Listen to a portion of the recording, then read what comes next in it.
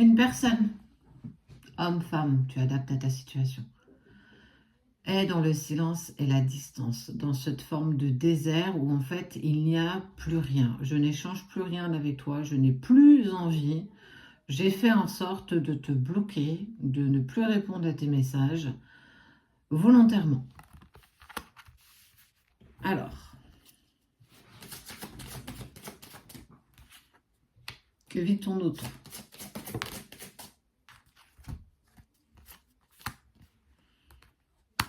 Il a commis une erreur face à toi. Il a commis une erreur parce qu'il avait trop d'ego, trop de peur, trop.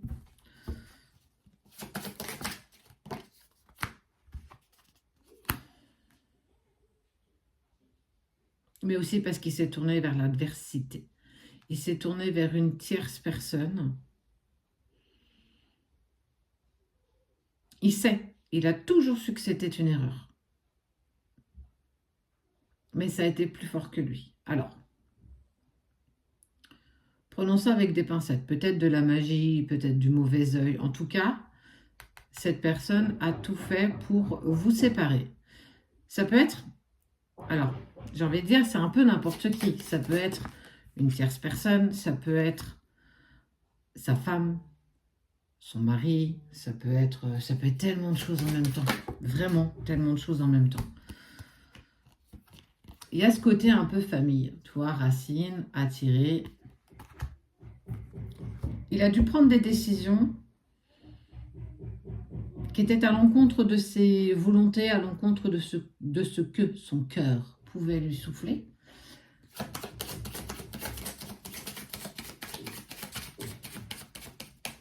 Sache qu'il n'y a pas une journée où je ne pense pas à toi.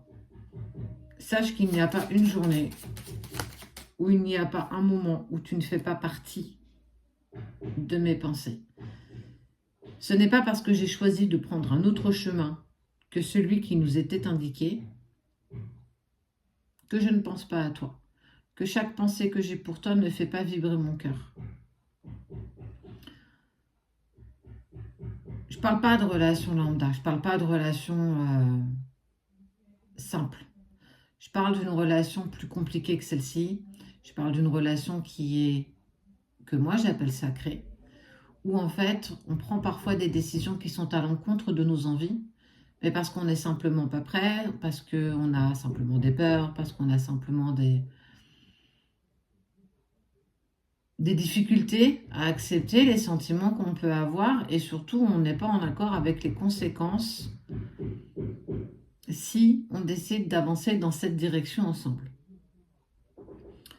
Donc il sait perpétuellement qu'il s'est tourné pas forcément vers les bonnes personnes, mais qu'il devait en passer par là, et que en faisant ça, tu n'étais plus dans cette équation, et toute décision qu'il prendrait à partir de ce moment-là seraient des décisions qu'il prendrait mûrement et qu'il aura mûrement réfléchi, qu'il aura clairement conscientisé, clairement accepté, même si tu seras toujours dans la tête ou dans l'esprit de cette tierce personne qui a eu écho que tu existais, qui a eu écho que tu étais là. Il fera le choix d'un retour à un moment donné. Et ce choix de retour, il se fera une fois qu'il aura dépassé la nuit noire de l'âme, qu'il aura plus ou moins accepté dans la direction qu'il doit aller. Même si on sait qu'on ne va pas dans la bonne direction, on a le droit. Et on voit bien que cette personne, elle a pris cette opportunité pour aller au bout. Il a changé. Il t'a mis dans la distance, il t'a mis dans le silence, il t'a mis dans une situation que tu ne voulais pas, que tu ne désirais pas. Et cette situation, elle te met aujourd'hui en souffrance. Il sait. En fait, il sait. Il sait que c'est pas juste pour toi, pour lui, pour vous. Mais qu'aujourd'hui, il avait juste pas d'autres possibilités. Et par protection, même si tu peux penser que c'est pas du tout ça et qu'il l'a fait égoïstement, par protection, il est retourné vers ces personnes qui l'influençaient, qui qui l'empêchait d'être avec toi. Pour ses raisons à lui, qui lui sont propres. Et là, on n'a pas le droit d'émettre un jugement. On n'a pas le droit de critiquer, on n'a pas le droit de dire « ouais, mais c'est trop facile ». Il sait qu'il t'a mis dans une situation qui est compliquée, mais il y a été poussé. Il faut entendre que surtout quand tu es dans une relation sacrée, le runner est poussé à te fuir. Il a très envie d'être avec toi, mais de l'autre côté, il est tiraillé avec l'envie de te fuir et de partir à l'autre bout du monde. Alors, c'est pas toi, et je le dis, c'est pas toi qui fuis. Il fuit. Alors, le bruit que tu entends, c'est l'artisan qui est en train de casser des carreaux, je crois. Ce que tu peux juste garder dans ton esprit, c'est que le runner ne fait pas ça pour te blesser. Il est clairement poussé par l'univers parce que s'il ne te met pas en difficulté, tu ne travailleras jamais sur toi. S'il ne te met pas dans tes peurs et dans tes blocages et tes blessures profondes, tu n'iras jamais les voir. Parce qu'on dit que le runner n'est pas très courageux, mais j'ai envie de te dire que le chaser n'est pas très courageux non plus. Si on n'est pas mis devant le fait accompli et devant ce mur, on n'avance pas. Si je te dis, ben voilà, il va revenir dans 6 mois, je te promets que pendant 6 mois, tu ne feras rien. Tu pourras me dire, mais si, j'avance, mais si, je travaille sur moi. Non, c'est pas vrai. Et c'est parce que il te met dans cette instabilité émotionnelle et qu'il te met dans difficulté en lien avec la situation que tu pourras travailler. Parce que tant que tu souffres, il ne reviendra pas. Tant que tu es mise en épreuve, il ne reviendra pas. Tant que tout ça ne glisse pas sur toi avec sincérité, il ne peut pas revenir. Tout dépend de toi. Alors, tu sais, on peut juger ce que fait ou ce que fait pas l'autre. On peut juger parce qu'on a entendu, parce qu'on a vu, parce qu'on a appris. N'a qu'un son, n'a qu'une cloche. Ne te fie pas qu'à une version de l'histoire.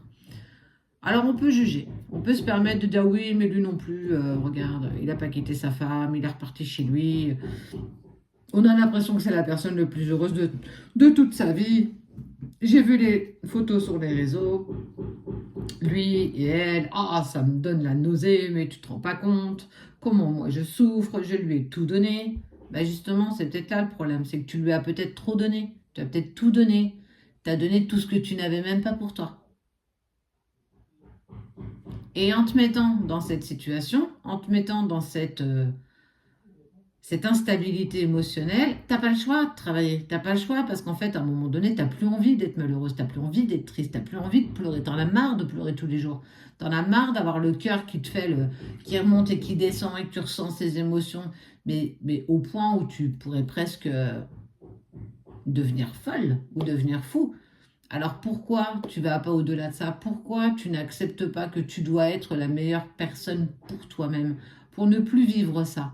Tout ce qui te met en inconfort, toutes ces émotions, ces peurs, tes doutes, tes incompréhensions, elles sont là pour être apaisées. L'univers te dit voilà, tu as encore tout ça à travailler. Et chaque fois qu'on te le remettra sur ton chemin par une synchronicité, par un message, ou que tu vas le croiser, ou que vous allez vous voir, ce sera toujours un test pour te montrer. Alors, tu en es où maintenant? Tout ça est fait pour que tu puisses avancer. Parce que si cette personne que tu aimes si intensément ne te montrait pas que tu étais une écorchée vive, toi aussi, que tu avais des peurs incroyables et très fortes, des blessures et des blocages, tu n'avancerais pas. Et ça ne serait encore une fois qu'une relation qui ne fonctionnerait pas et tu rencontrerais quelqu'un d'autre et tu seras encore dans ces répétitions de schémas avec les mêmes genres de personnes. Est-ce que c'est ça que tu veux? Si c'est ça que tu veux, vas-y, avance. Et tu auras toujours le même genre de personnes. Et tu seras toujours autant malheureuse ou malheureux. Là, l'univers te propose une personne qui est sincère, qui est bonne, qui est douce, qui te respecte. Oui, il te met dans l'inconfort. Oui, il n'est plus en contact avec toi. Oui, tu doutes. Mais tout ça, c'est pourquoi? Pourquoi l'univers te met à l'épreuve autant que ça? Parce que ça en vaut le détour. Parce qu'il fera le choix du retour. Mais toi, quand tu auras suffisamment travaillé, vous ne comprenez pas. Pour certains, plus tu seras en amour pour toi, plus tu te respecteras, plus tu t'aimeras, plus tu gagneras en confiance en toi, plus tu seras la personne la plus importante de ta vie, plus l'autre avancera et plus facile sera le retour. Il n'y a pas d'autre solution. C'est dommage, tu as toutes les cartes en main, mais essaye de les utiliser intelligemment, essaye de les utiliser pour toi avant tout, pour te sortir de ces sentiments inextricables, de ces montées émotionnelles quand tu le ressens, quand tu as l'impression qu'il est en toi, qu'il est là, alors qu'il est peut-être à l'autre bout du monde, que tu n'as plus de contact avec lui, mais que tu ressens encore tout son amour. Si ça, c'est pas sincère, qu'est-ce que c'est? On se serait tous fourvoyés? Ce serait ça? Non, clairement pas. Il y a le retour. Mais là, on est vraiment en train de te dire, hey, pardonne-toi de ne pas avoir été dans le bon sens, pardonne-toi de ne pas avoir été dans la bonne direction. Et tu verras que tout se mettra en place par la suite. Tout dépend de toi. Allez, quand est-ce que tu te mets à l'action ?